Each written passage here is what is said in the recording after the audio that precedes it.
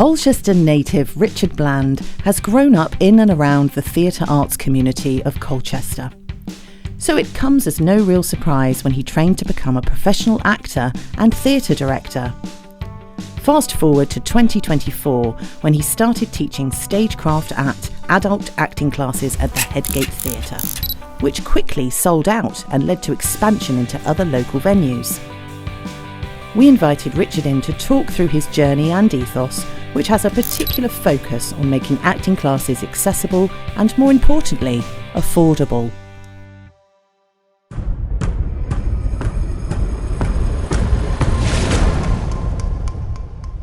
I originally wanted to be a pilot or a lawyer as a kid.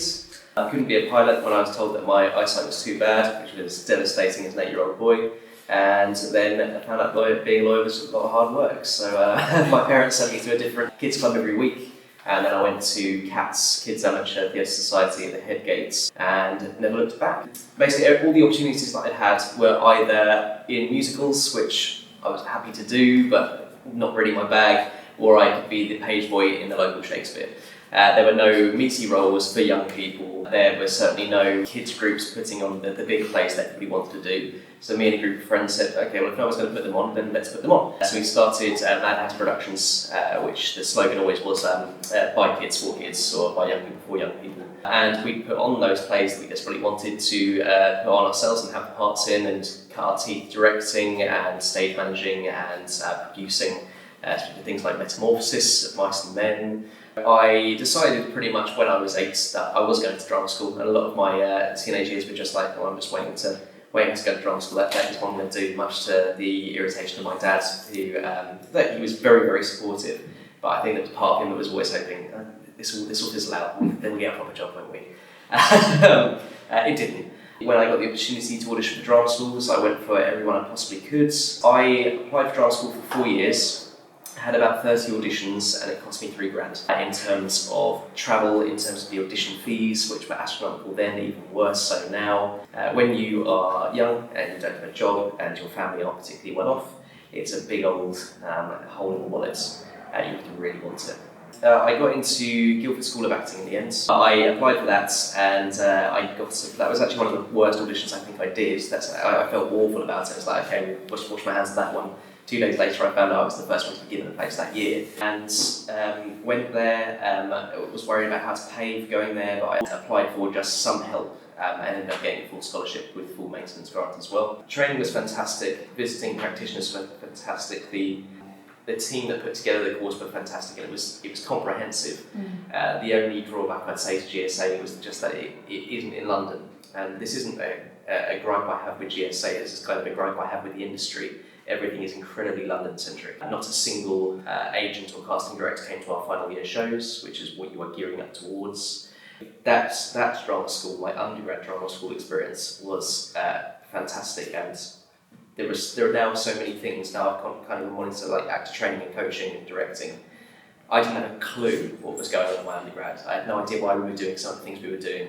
And for 6 or 7 years afterwards, I was like, that was just filler, wasn't it? That was filler. Like, someone didn't really know what they were doing, and then there'll come a moment, and it will always come at the moment I least expect it, in a rehearsal or in a coaching session, where I'll remember that exercise, and I'm like, oh, okay, that's why we did that. And whether I realised it or not, in terms of my own acting, in terms of my own process, it's embedded in that, and I think there's a lot to be said for these things just naturally becoming muscle memory and just part of your process without any conscious effort. These things that you've done them for long enough, and you don't have to understand them. And I think that's part of the magic of creativity in acting. You don't have to understand why things work. Obviously, COVID was not fun for anyone, but you've got to take the silver linings where you can.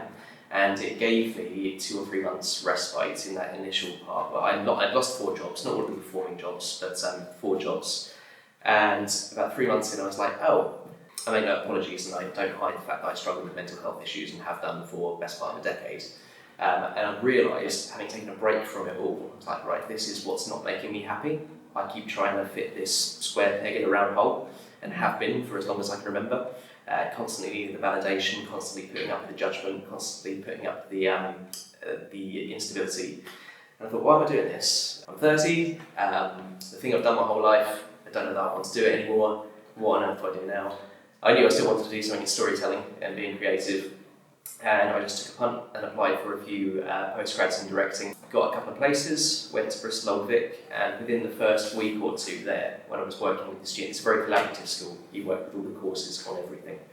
And within about 2 or 3 weeks there, I was like, right, this is the feeling I should have had as an actor. This is the buzz I should have been getting as an actor. I felt as though I know what I'm doing here, even without any planning or prep. If somebody brings an offer to the room, I know how to play with that offer.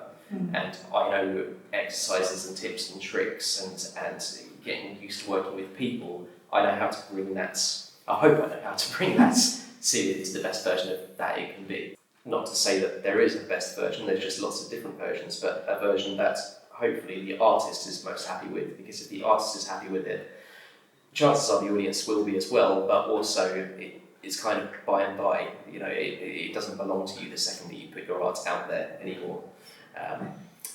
Shoot me down if you disagree.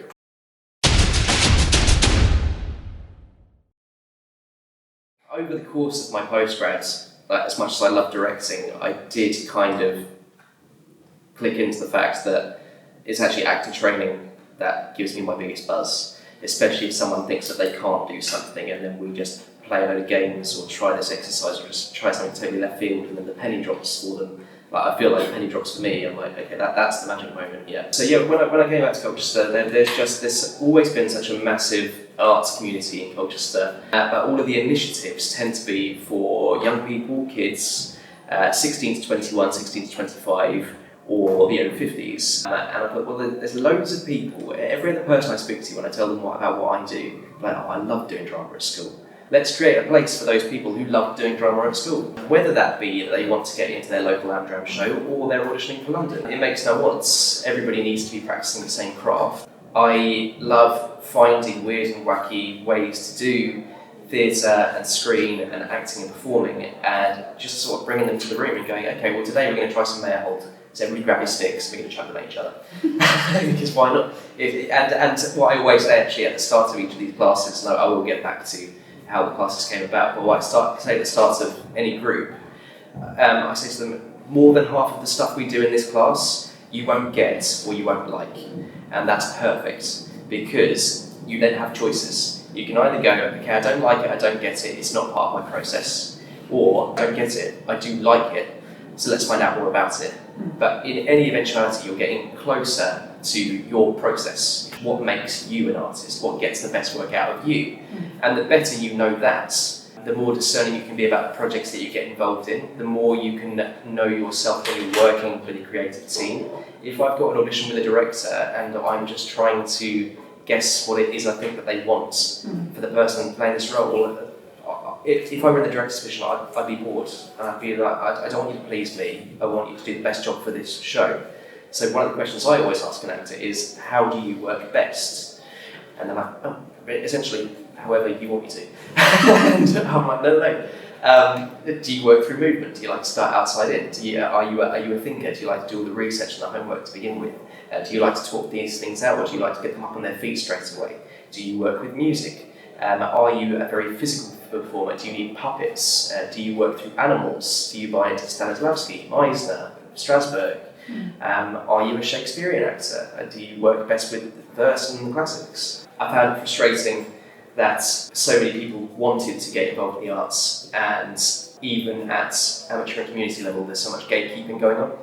You must audition for this person, you must fit this, and I'm like, no, well, actually no, it doesn't need to be that way actually, because then we talk about ego trips and power, as opposed to sharing creativity and the healing power of creativity as well, and the inclusivity of creativity. I mean, we've got several wheelchair users, we've got people on the autistic spectrum, we've got people with all sorts of neurodivergency, and I don't think it's any coincidence that those people are drawn to the arts. It's what we do. We think differently.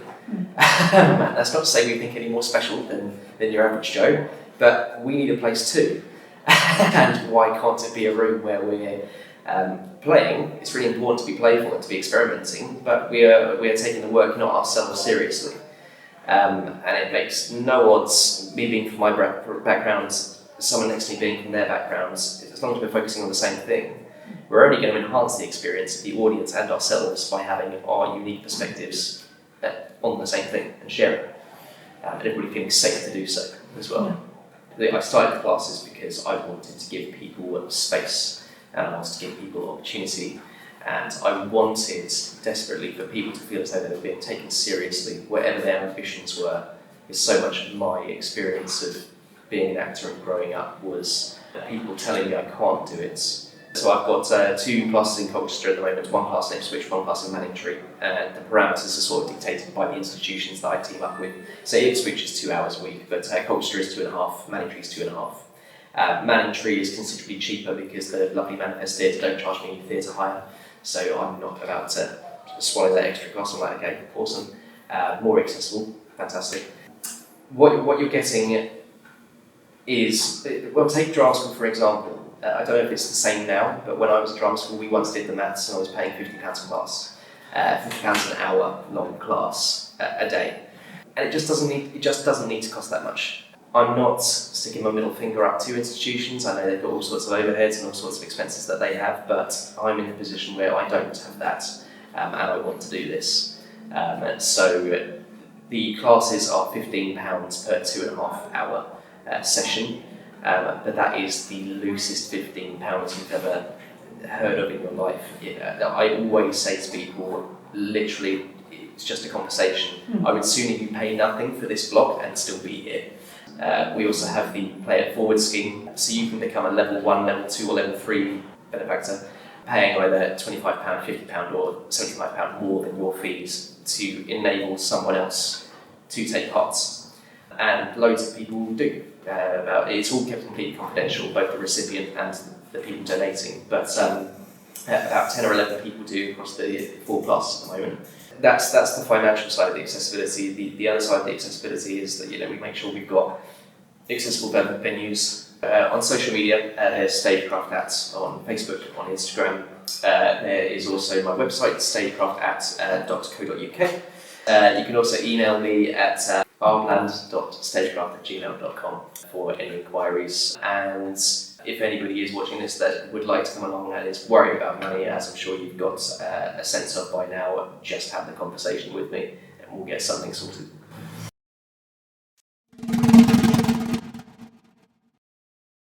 It has kind of exploded. We've been going since January, and I've taken a little bit of a lull in membership for all the right reasons. It's a gift and a curse with the job I do, because people are getting roles. People are getting roles in various different things that they're doing, which means they can't come to the classes, but they're always welcome back. But take, for example, I started off with just the 1 headgate class, and then that expanded to 2, and then I did a 3rd one. And the 3rd one was a bit different for me because I'd had the people that I slightly expected to come along, the people who engaged with the Amgrab scene, but the 3rd group seemed much more to be people who had never done it, who find the whole thing absolutely terrifying, or someone's told them it would be good for their confidence, or whatever else, which is a totally different beast, but presented a really nice challenge for me in making a safe, inclusive environment from the off, where we make mistakes, and that's the point of being there. Like, we make mistakes so that we can get towards what we want. I've had people in the last 2 or 3 months audition for things who have never done an audition in their life, never been on stage before, who are now in parts left, right and centre.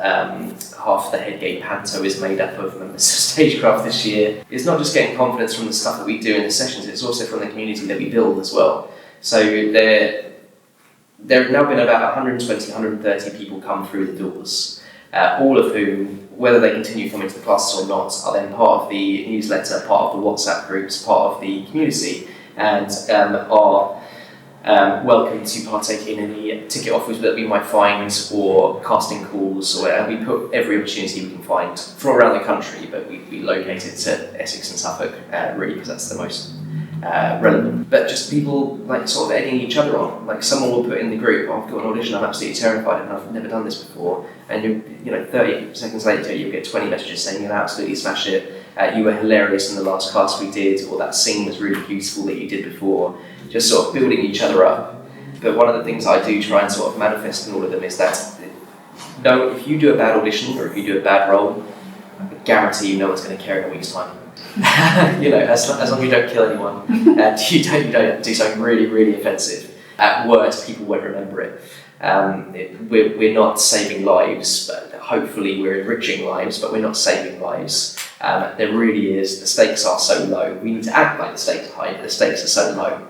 Just enjoy it and be true to who you are and have integrity in what you do. That's all the panel should, in theory, be looking for.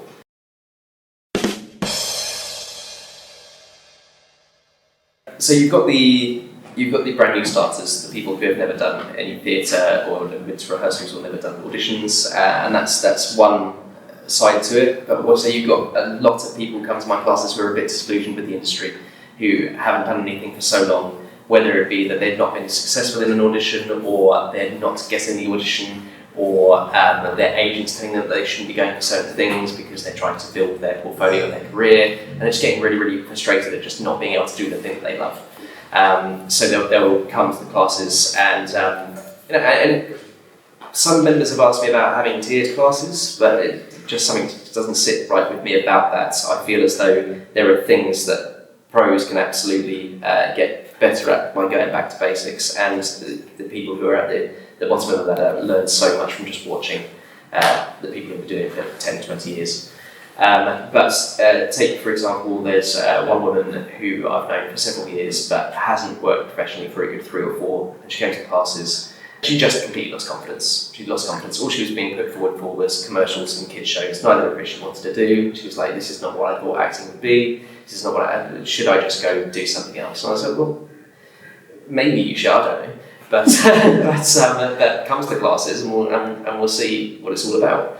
And now she is working solidly, projects back to back until about February, March next year. I'm not saying that's because of the classes, but I dare say the classes helped with her confidence and her just sort of like get up and go with doing it. I hope that's the case anyway. Annoyingly, she's not coming back till after March, but but it is the gift and the curse of the thing. Because I love being able to shout about and celebrate people's successes, and I welcome them with open arms when they come back in. But I've got to worry about when all those people do come back with the new cohort I've got in. But that's a bridge to cross when we come to it.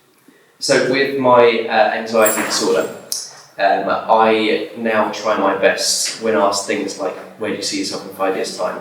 To politely say, I'm going to worry about what happens next moment, I'm going to worry about what happens in the next hour. Because anxiety disorder is fueled by worry and concern about the future and end-gaming things.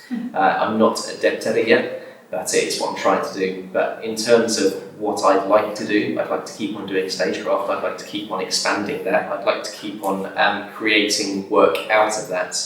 And I guess the sort of romantic dream I have is bringing in punk theatre. I want to shake up the whole system and let the world know that lockdown, that sort of waking us up a little bit wasn't enough. The way things are going in the industry, in stage and screen, treating people like talking props, and it being pretty much exclusively for the rich. It all needs to change, it all needs to come back down, to quote Killmonger from Black Panther, you could burn it to the ground. I don't necessarily believe to that extreme, but I think things need to drastically and significantly change, and if I can be a part of that, so much better.